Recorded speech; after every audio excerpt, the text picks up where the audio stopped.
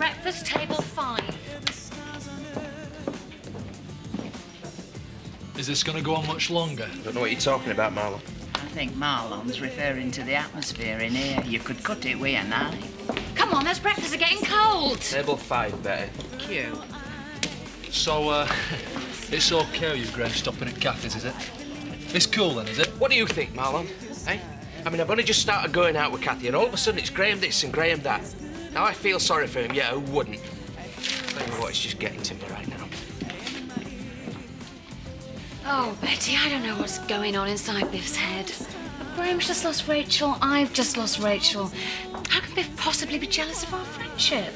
Oh, there's no telling what goes through men's minds, though. With some, it's harder than others. Cheer up, Butch. It might never happen. It already has, Betty. What already has, huh? Look, our man has been on about the annulment, and I've come in here for a bit of peace and quiet. Well, what about you and Emily? That's what you should be concentrating on. Do you reckon? I reckon you should have your breakfast and then pop over to the post office all casual like. See if she's back at work.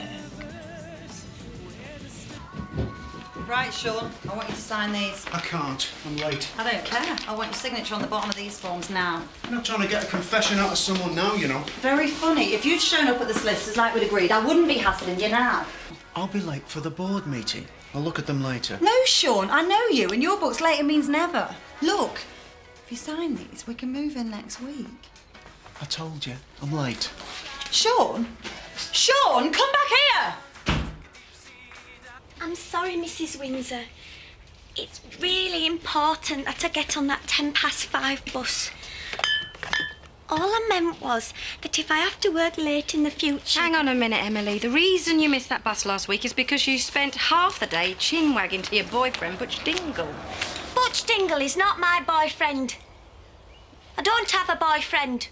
I don't want one, neither. Lover's tiff, then. Sure you don't want anything to eat with that, Graham? No, thanks.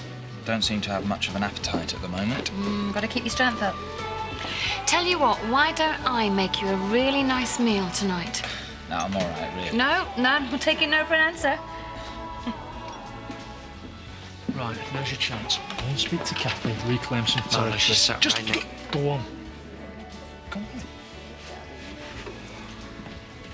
on. Kath, I was just wondering if you're doing anything later on. Yeah, I'm cooking Graham a meal. Join us if you like. No, it's all right. Suit yourself.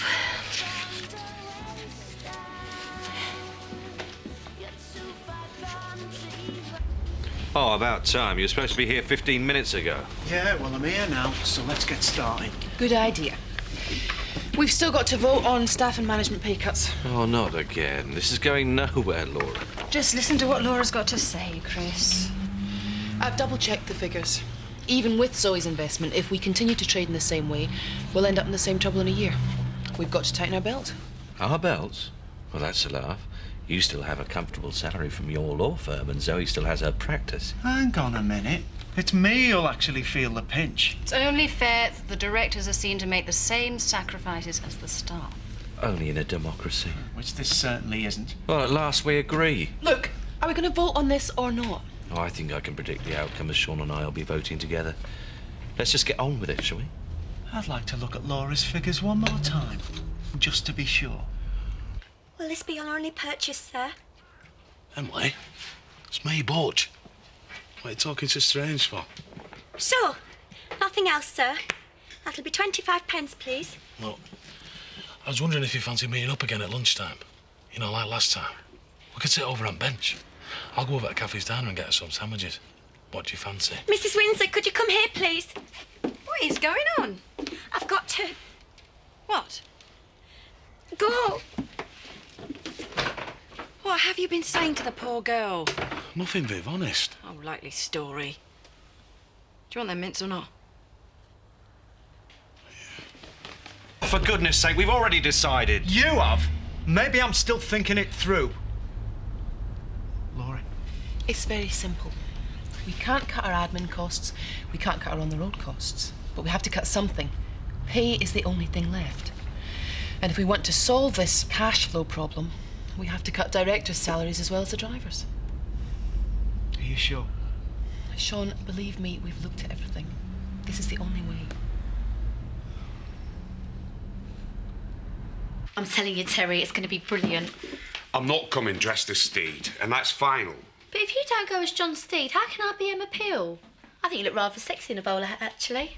So, Tricia, how are your arrangements for your Hollywood evening going? I must say I was intrigued with the idea, but it must be prepared and presented properly. I know, you're right, Grandad. Yes, quite.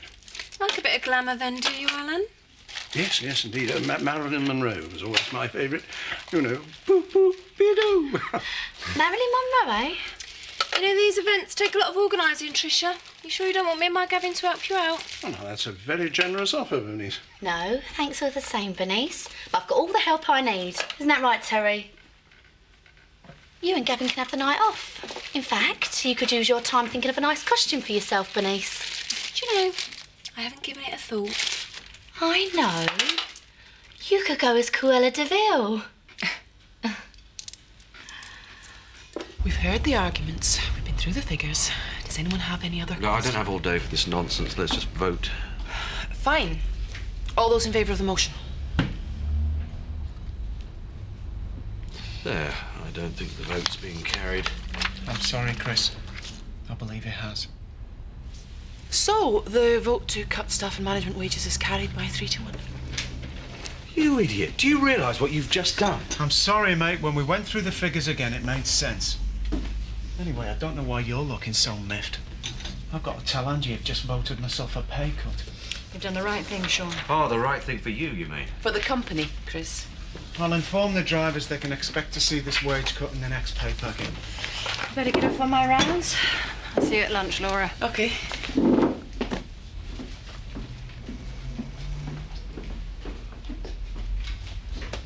OK, Laura, you've won.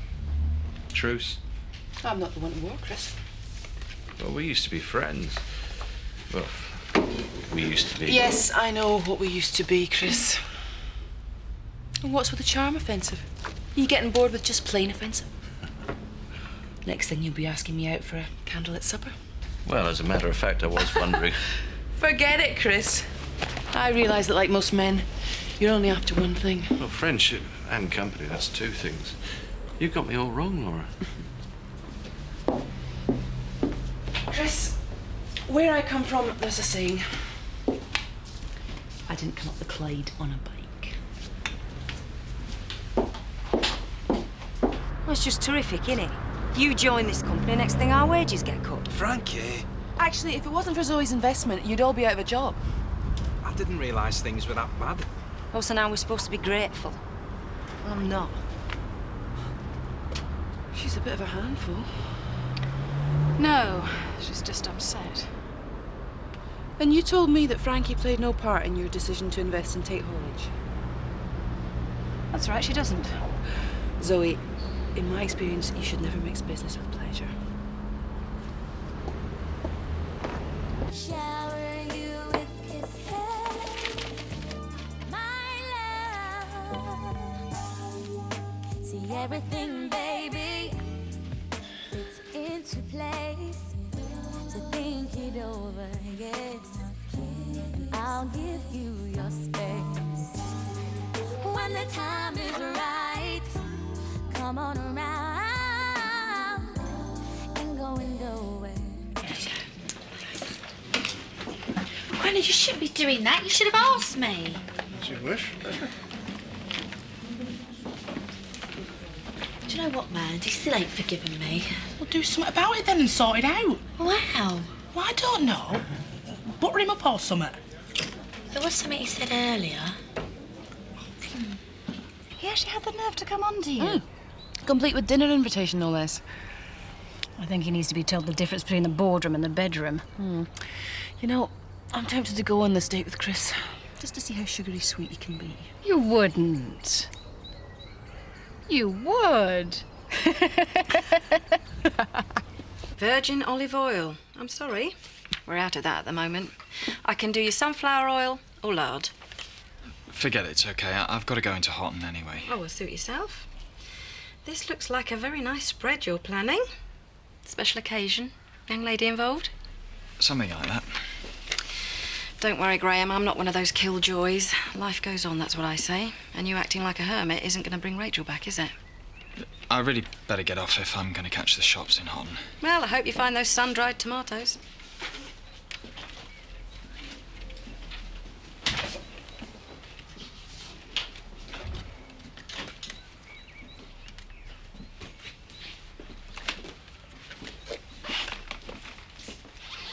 Emily, I'm sorry about earlier on.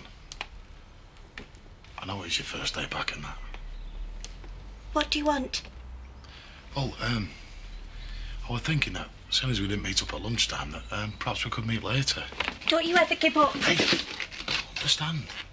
Let go of me, please. You're hurting me arm. Look, Emily, I'm sorry, I didn't mean to hurt you. Are you causing trouble again, Butch Dingle? Because I've got a good mind to call the police. I'm not causing trouble. Hammer. Tell her, Emily. Just leave. I don't want to see you at all. Not now, not later, not ever.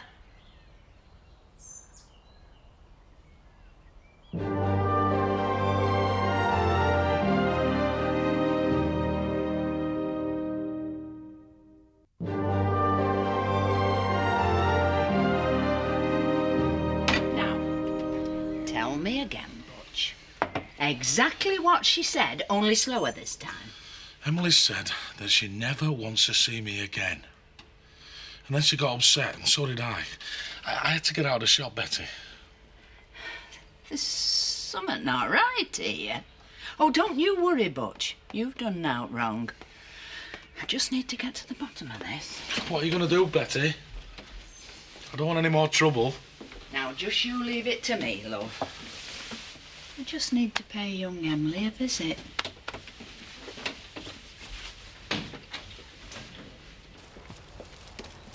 Oh, before you go, Emily, I want you to help me go through the newspaper orders. There's been a few deliveries missed out. Will it take long? Don't worry, you won't miss your precious bus. Hey, I want a word with you, young lady.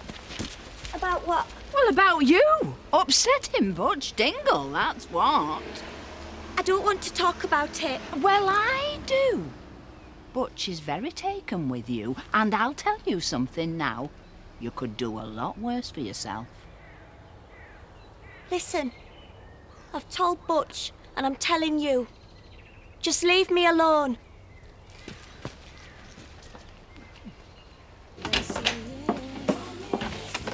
Graham? What's all this? I'm the one making you a meal, remember? Oh, I've already eaten. This is for you and Biff. Biff? Well, to tell you the truth, I've been feeling a bit guilty. Guilty, why? About you and Biff, you need to spend more time together. I've been intruding. No, Graham, that's not true. Well, I feel I have. The last thing you need is a gooseberry like me hanging around. Now, the starter's in the fridge, the main course is in the oven, and the telephone is over there. The telephone? Well, unless he's psychic, how else will he know you're inviting him to dinner? Thanks, Graham. Luke, it's dead simple. Just pick up the phone and talk to her. Marlon, I am not taking any more advice from you, OK? Besides, she's cooking a meal for Graham. She invited you too. No, she didn't mean it. Kathy's diner, head chef speak. Yeah, he's right here. Hello? Yeah. Yes, I'd love to. Well, I'll come round now. OK, bye. I take it that was Kathy inviting you over. Yeah, just for a quiet candlelit meal for two. So what are you still doing here then? I can close up by myself. This is it, Marlon. Oh, this is what? I'm going to ask her to marry me. At last. Yeah, I love her. I don't want to be with her. Better get a move on then. Good luck.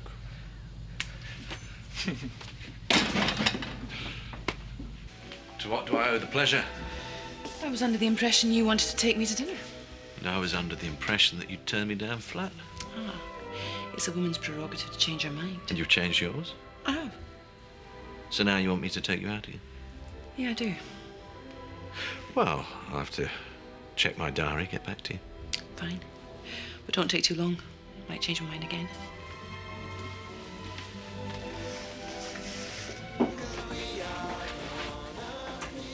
Right, I'll be off then. Thanks again, Graham. Yeah, cheers, mate.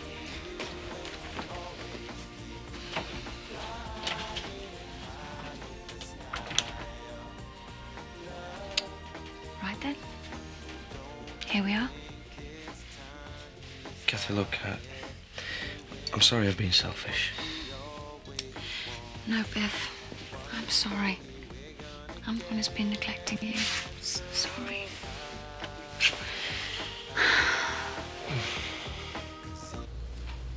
Yeah, great house. Seen it. Can I go now? Oh, come on, Sean. Why don't you just admit it's perfect for us? Perfect for what? Oh, perfect for the kids, for a start. Perfect for anything else? Mm-hmm.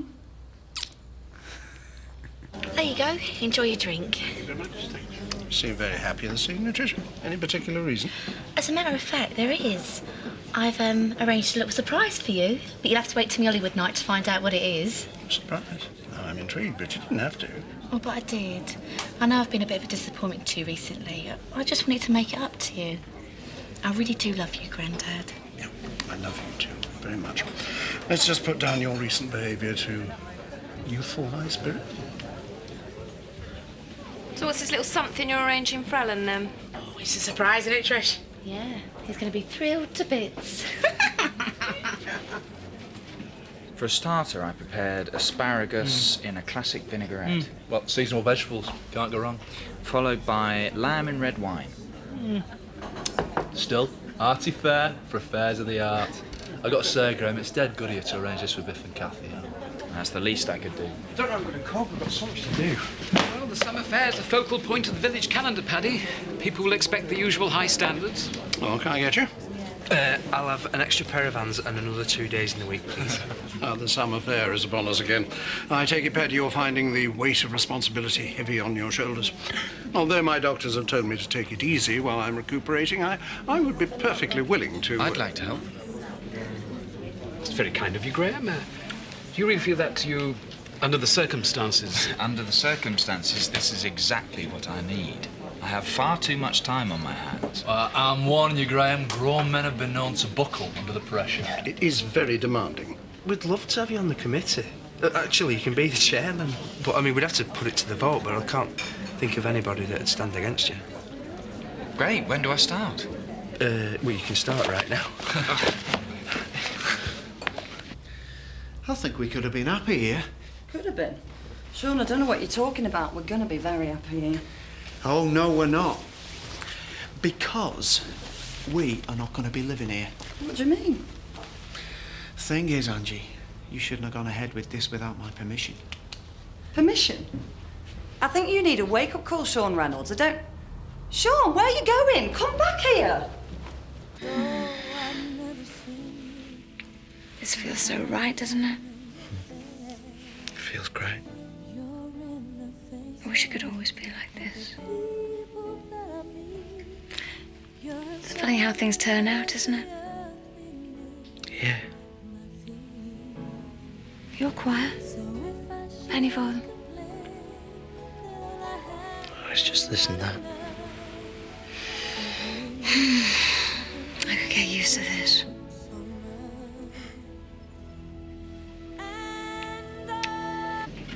There you go, on the house. Oh, thanks very much. You know, the last thing I needed was a flaming wage cut. You need cheering up. Too right I do. Well, if you came to my Hollywood night as John Steed, I promise we'll make a fantastic team. All right, I give in, I'll do it. Sorry, what can I get you? Shoes first. Oh, sorry, Sarah, what can I get you? I'll have a gin and tonic, please. Can I get you a drink? Yeah, thanks. I'll have a pint lager, please. You on your own? Sometimes it's preferable. Men. I'm telling you, Butch, there's something not right about that Emily. Don't say that, Betty. She's lovely. Yes, she is. And that's why she doesn't want to have anything to do with a dingle. If you said anything bad to her about me... Calm down, Butch. She's not worth getting angry over. Scaring women, that's your big thing, isn't it? Well, let me tell you. You have scared Emily off good and proper. That was a bit of a boost, getting Graham to help with the Sam affair. You're telling me, Vicar. Now me and my Paddy have got a lot more time to spend together. Isn't that right, lover? If being stubborn was an Olympic event, Jack would be a gold medalist. Sorry, Sarah. He'd have to settle for silver if Sean was here. Do you know what really annoys me about Sean is that he thinks he's the only one allowed to have ideas. Oh, Jack doesn't have ideas. We just muddle on, living from hand to mouth until we have the next row about money. Don't talk to me about money. Sean cut his own salary today. So won't you be moving into the Glover's house? Yeah, we will. Last orders, please, ladies and gentlemen. Want to see another? Go on. Why not? Let's go wild. You think it'd be all right to go back to the cottage now? Yeah. I reckon it should be safe enough by now.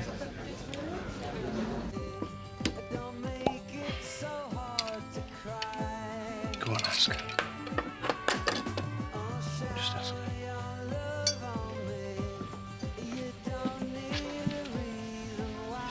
Kathy, there's something I've been meaning to ask you.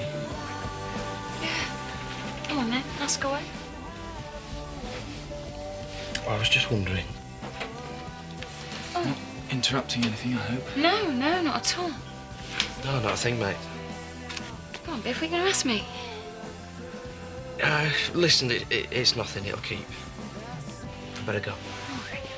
Well, I had a really wonderful evening. Yeah, me too. And don't worry, there's lots more to come. Graham, thanks a lot. That was great.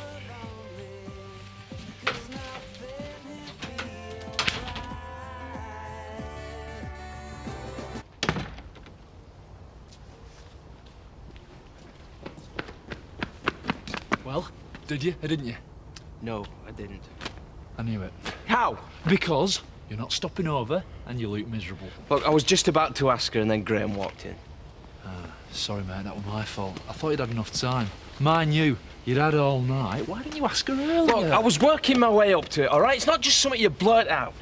I suppose not. I'm telling you, Marlon, when I do ask Kathy to marry me, she's going to say yeah. Sorry I barged in and spoilt everything. Nonsense. We had a lovely evening thanks to you. And that's not what I meant. I got the distinct impression Biff was about to pop the question. What? You thought Biff was about to propose to me? Yes, didn't you? No. No, of course not. Biff and I have never talked about marriage. I know you want us to be happy, Graham, but don't get too carried away. No, marriage is something we've never considered.